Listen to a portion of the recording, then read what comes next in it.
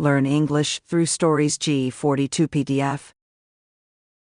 Adapted and modified by Kulwant Singh Sandhu. Contents: 1. The Grinding Woman's Well. 2. Grammar page. 1. The Grinding Woman's Well. By Premchand. Lying on her deathbed, Gumti said to Shohiri Vinayak Singh, "Shohiri, this was the only wish I had in life." The Shohiri said, "Don't worry, Kaki, God will fulfill your wish. I will call the laborers today itself and get the work started. If fate so wills, you will drink water from your own well. You must have counted the money." Gumti shut her eyes for a moment, gathered her scattered memories, and said, "Baya, how do I know how much money there is? All of it is in this pot. Manage with whatever there is. Whom can you ask for more?" The Shohiri picked up the closed pot, weighed it in his hands and said, "I'll manage with this, Kaki. Who else will donate money? People are not willing to give even a few coins in alms. Who will bother to donate money for a well to be dug? You are blessed because you are donating your life's earnings for this work of Dharma." Gumti said with pride, "Baya, you were very small when your kaka died, and I had not a paisa in hand. I went hungry for days. Whatever money he had was used up during his sickness. He was a great devotee of God, and so God called him away soon. You have seen how I have lived from then till now. I have ground as much as a mound of flour a night, Beta. Everyone was amazed at how hard I worked. I don't know how I acquired such strength. My only wish was to build a small well in his name in the village one's name should survive. That is why people are so anxious to have sons and daughters." Thus, having made Shohiri Vinayak Singh the executor of her will, the old woman Gumti went to the next world that very night. Before she died, her last words were, "Don't delay making the well." People had guessed that she had money, but no one imagined that she had 2,000 rupees. The old woman hid her riches as people hide a vice. The Shohiri was the headman of the village and an honest man. That is why the old woman had given him her last instructions. The Shohiri did not spend a lot of money on Gumti's last rites. As soon as the rites were over, he sent for his son Harnath Singh and began to discuss arrangements for buying bricks, lime, stones, and so on. Harnath was a trader in grain. He listened for a while and then said, "Will any great harm be done if the well is not built for a few months?" The Shohiri grunted and then said, No harm, but why delay it? She has given the money, and we will be praised for free. As she was dying, Gumti told me to build the well as soon as possible."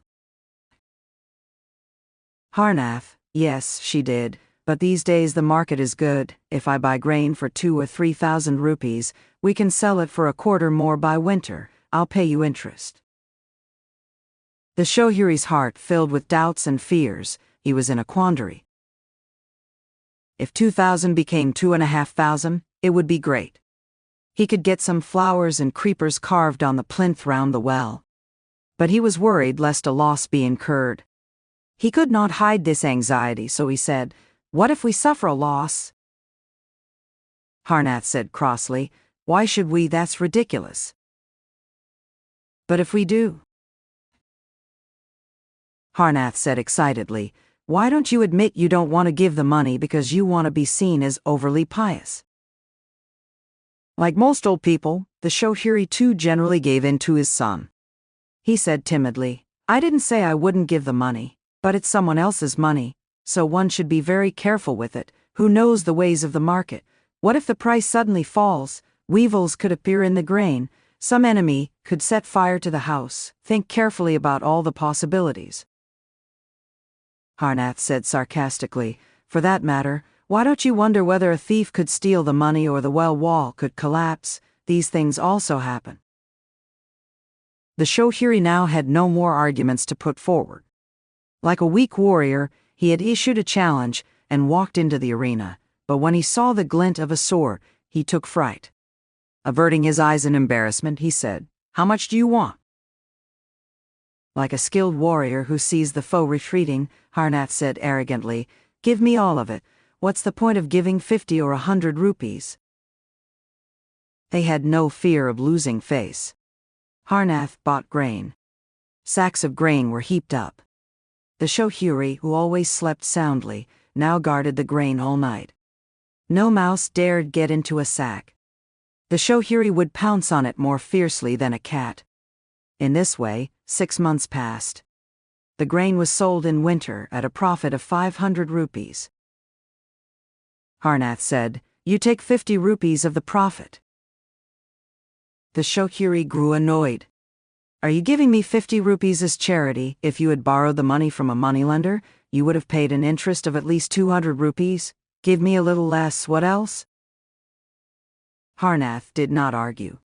He gave the Shohiri 150 rupees. The Shohiri had never felt so pleased. That night, when he lay down to sleep in his room, his heart began to beat fast. He was not dreaming, nor was he intoxicated. Gamti was standing before him, smiling. There was a strange vigor on her withered face. Several years passed. The Shohiri constantly tried to get the money back from Harnath, but Harnath would always find a pretext to postpone returning it. He would pay a little interest annually, but he would make 1,000 excuses regarding the principal. Sometimes he had to pay the harvesters, and at other times he had not balanced his account books. Yet his business kept expanding. Finally, one day, the Shohiri plainly told him that whether his business floated or sank, he must return the money that month. Harnath tried many deceptive arguments, but the Shohiri was not to be moved. Harnath said irritably, "I'm asking you to wait just 2 months. I'll return the money as soon as the goods are sold." The Shohiri said firmly, "Your goods will never be sold, nor will your 2 months ever be up. I will take the money today." Harnath got up in a rage, brought 2,000 rupees, and threw them down in front of the Shohiri. The Shohiri said hesitantly, "You have the money with you, of course. Do you think trade runs on words alone? Then give me 500 right now, and the rest after 2 months. All of it won't be spent at one time." Harnath said haughtily, "You can spend it or save it as you please. I don't want it. Are all the moneylenders in the world dead? I don't want to put up with your bullying." The Shohiri picked up the money and put it in a niche in the wall. His enthusiasm for laying the foundations of the well turned cold. Harnath had returned the money, but he had other ideas in mind. At midnight, when the house was silent, Harnath slid aside the bolt of the Shohiri's room and slipped inside. The Shohiri was fast asleep. Harnath wanted to pick up both bags of money and slip out, but as he put out his hand, he saw Gamti standing before him. She was holding both bags with her hands. Harnath was terrified and backed away. Then, thinking that perhaps he had imagined it, he again stretched out his hand, but this time the specter looked so fearsome that Harnath could not stay there another moment. He fled, but fell down unconscious in the veranda outside. Harnath had withdrawn his money from all his investments and put it together to give the traders. When the Shohiri insisted, he had thrown that money down before him. But he had already decided that he would steal it at night. He had planned to raise an alarm, saying he had seen thieves, and thus divert suspicion from himself. But when this plan went awry, the traders began to demand their money. How long could he put them off with promises? He made all the excuses he could. Finally, things came to such a pass that his creditors threatened to file a suit against him. One actually filed a suit for 300 rupees. The poor Shohiri was caught in a difficult situation. It was Harnath who sat in the shop. The Shohiri had nothing to do with it, but Harnath's influence was largely due to the Shohiri's good repute. People considered the Shohiri a man of integrity, honest in all his dealings. Although no one complained to him about Harnath, he felt ashamed to show his face in public. But he had resolved not to touch the money for the well, whatever happened. At night, the Musalman watchman of a merchant came to the Shohiri's door and delivered a volley of abuse. The Shohiri was furious and felt like going and pulling out the fellow's mustaches, but he told himself, it has nothing to do with me, it's not the father's dharma to pay the son's debts. When he sat down to eat, he said to his wife, "What a mess this is, well, who's responsible for it? The child swears he has just a few goods with him, since you have taken all the money." Shohiri, what else could I do? I don't want to call the tune and have someone else pay the piper. Wife, you prefer this public disgrace? Shohiri, it's not in my control. Will the well ever be built? 5 years have passed. Wife, he hasn't eaten any dinner at lunch too, he barely ate a morsel. Shohiri, you should have explained to him that not eating won't get him the money any sooner. Wife, why don't you go and explain to him? Shohiri, he must be thinking of me as his enemy right now. Wife, I will take the money and give it to the child. Whenever you have money, make the well. Shohiri, no, don't do that. I cannot be guilty of such a great betrayal, even if it means the ruin of the family. But his wife ignored him. She went straight into the inner room and was about to pick up the bags when she screamed and stepped aside. Her whole body was trembling like the vibrating string of a sitar. Startled, the Shohiri asked, "What happened? Are you feeling dizzy?" His wife looked with fearful eyes at the niche and said, "The witch is standing there." The Shohiri looked towards the niche and said, "What witch? I don't see anyone." Wife, my heart is pounding. I felt as if that old woman had caught hold of my hand. Shohiri, it's all a delusion. The old woman died 5 years ago, and you think she is still sitting here. Wife, I saw her clearly. It was she. The child also said that in the night he saw her with her hands on the bags. Shohiri, when did he come to my room at night? Wife, he came to talk to you about the money. When he saw her, he fled. Shohiri, all right, come in again and let me take a look. The wife said, putting her hands behind her back, No, I'm not setting foot in that room again. Shohiri, all right, I'll go and see. The Shohiri went into the room and picked up both bags. Nothing happened. Not even the shadow of Gumti appeared. His wife stood at the door, peering in. The Shohiri came out and said, I didn't see anything at all. If she were there, where could she go? Wife, who knows why you didn't see anything? She was fond of you, so she must have gone away. Shohiri, you had a hallucination, nothing more. Wife, I'll call the child and ask him. Shohiri, I'm standing here. Why don't you come in and see? His wife felt somewhat reassured. She went to the niche and fearfully put out her hand. Then she shrieked loudly and didn't stop running till she reached the courtyard. The Shohiri came out to the courtyard and said perplexed, What was it? You ran away for nothing. I didn't see anything at all. His wife, panting, said dismissively, Forget it, you almost cost me my life. I don't know what's wrong with your eyes, that demoness is standing there. Just then Harnath came out. Seeing his mother in the courtyard, he asked, What's wrong, Amma? Are you all right? Wife, I saw that witch twice today. Beta, I thought I would fetch the money for you. The well can be built whenever we have the money to spend, but as soon as I put my hand on the bags, the witch caught hold of my hand. I almost died. Harnath said, We need to call a good witch doctor who will beat her up and get rid of her. Shohiri, did you two see her last night? Harnath, Yes, I went in to discuss something with you. As soon as I stepped in, I saw that witch standing by the niche, and I ran away as fast as I could. Shohiri, all right, go in again now. Wife, I won't let him go in again, even if someone pays him a lakh of rupees to go. Harnath, I won't go in again.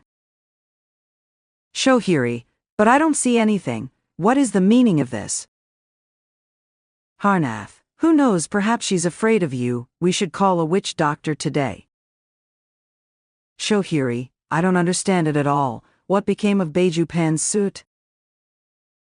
These days Harnath was so resentful of the Shohiri that he never discussed with him any matter pertaining to the shop.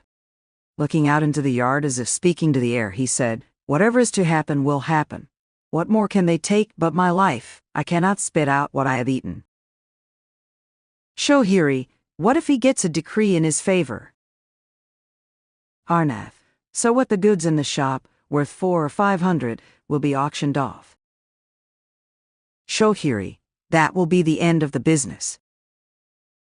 Harnath, I can't help that. If I had known that there was such a rush to build the well, I wouldn't have got into this mess. It's not as if I didn't have enough to eat before. At most, I'll have to go to jail for a few months. What else can happen?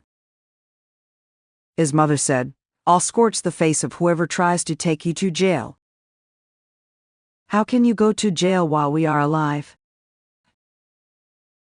Harnath said in philosophical tones, parents are one's companions in life, but not partakers of one's karma. The Shohiri loved his son deeply. He had thought his son intended to swallow up the money, which is why he had insisted on taking it back. Now he realized that Harnath really was in difficulties. He thought, if the boy goes to prison, the family honor will bite the dust. What harm will it do to give him Gamti's money? After all, the shop is running. Some time or other, we will make some money. Suddenly someone shouted from outside, Harnath Singh. Harnath turned pale. The Shohiri asked, Who is it? The bailiff. Has he come to attach the shop? So it seems. How much is the decree for? 1,200 rupees. Can't the bailiff be put off with a bribe? He could, but the moneylender must be with him. The bailiff must have already taken money from him too. Well, give him 1,200 rupees from Gamti's money. Who can touch your money? Who knows what disaster will befall the family? It's not as if we intend to embezzle our money. Come on, I'll get it for you. The Shohiri was afraid lest he too see her. But his fears were groundless. He took 200 rupees out of one bag, put them in the other bag and gave it to Harnath. By evening not a paisa was left of the 2,000 rupees. 12 years passed. The Shohiri is no more in this world, nor is Harnath. As long as he was alive, the Shohiri remained anxious about the well. Even in his dying moments he kept talking of the well. But there was always a shortage of money in the shop. As soon as the Shohiri died, the business collapsed. Not satisfied with regular investments, Harnath tried to double and treble his profits. He began to gamble. Within a year, the shop was closed down. Jewelry, pots and pans, all were lost. A year after the Shohiri's death, Harnath too left this world of profit and loss. The mother now had no support. She fell ill, but received no treatment. After suffering for 3 or 4 months, she too died. Only the pregnant daughter-in-law was left. The poor thing had no means of support. In her condition, she could not even work as a laborer. She stitched clothes for the neighbors, and somehow survived for 5 or 6 months. Everyone said she would have a son, because all the signs were those of a boy. This was the one hope in her life. When she had a daughter, that hope vanished. The mother's heart turned so hard that she would not put the newborn baby to her breast. When the neighbors talked her into it, she put it to the breast, but not a drop of milk emerged. A wave of pity, love and attachment shook the unfortunate mother's heart. If somehow the last drop of blood in her breast could have turned to milk, she would have considered herself blessed. At the sight of the baby girl's innocent, pathetic, yearning face, her mother's heart began to weep as if from 100 eyes. All the goodwill, blessings, wealth and love in her heart seemed to come out of her eyes and drench the baby as the cool light of the moon drenches the flowers. but the baby was not destined to experience a mother's love. The mother kept her alive with her blood and with cow's milk, but she herself grew feebler day by day. One day, people found the woman lying on the ground and the baby girl clinging to her, sucking her breasts. Where was the blood in that body wounded by grief and poverty that could form milk?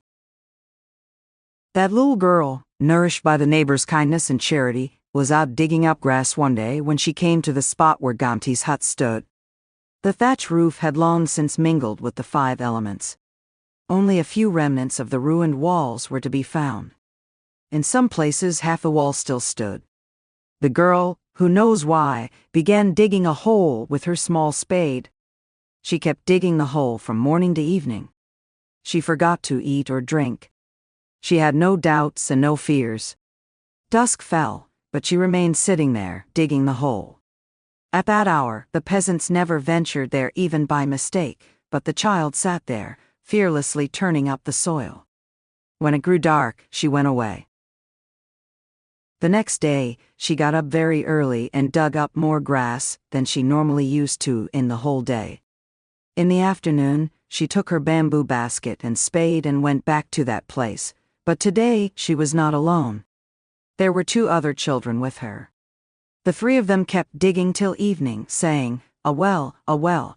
The girl dug inside the hole, and the 2 boys carried out the soil and threw it away. The 3rd day, 2 more boys joined the game. It kept playing till evening. The hole was now 2 arm lengths deep. This unique game filled the boys and girls of the village with unprecedented enthusiasm. On the 4th day, several more children joined in. They discussed who should go in, who should pick up the soil, and who should drag the basket. The pit was now 4 arm lengths deep, but no one yet knew of it except the children. One night, a farmer searching for his lost buffalo happened to pass that ruin. When he saw the huge pile of mud, the deep pit, and a flickering lamp, he was terrified and fled. Several other men came to find out what was going on. When they drew near, they saw the little girl sitting there. One of them asked her, "Did you dig this pit?" "Yes," said the child. "Why are you digging it?" "I'm making a well." "How will you make a well?" "I'll dig as much more as I have already dug. All the village children come to play too." "Looks like you want to lose your life and also kill the other kids. Don't you dare dig anymore." The next day, the other children did not come, and the little girl worked for wages all day. But at dusk a lamp was lit there once more, and she was seen sitting there with her spade. The villagers beat her and locked her up, but whenever she could get away, she would go back there. Villagers are normally devout folks, and the child's otherworldly attachment finally bred love in them too. The well began to be dug. While it was being dug, the girl started making mud bricks. The children in the village joined in this game as well. On moonlit nights, when the whole village was asleep, she could be seen molding bricks. Who knows how a child of 7 developed so much determination? This 7-year-old girl could outdo people thrice her age in wisdom and conversation. Finally, the day came when the well was ready and the masonry plinth completed.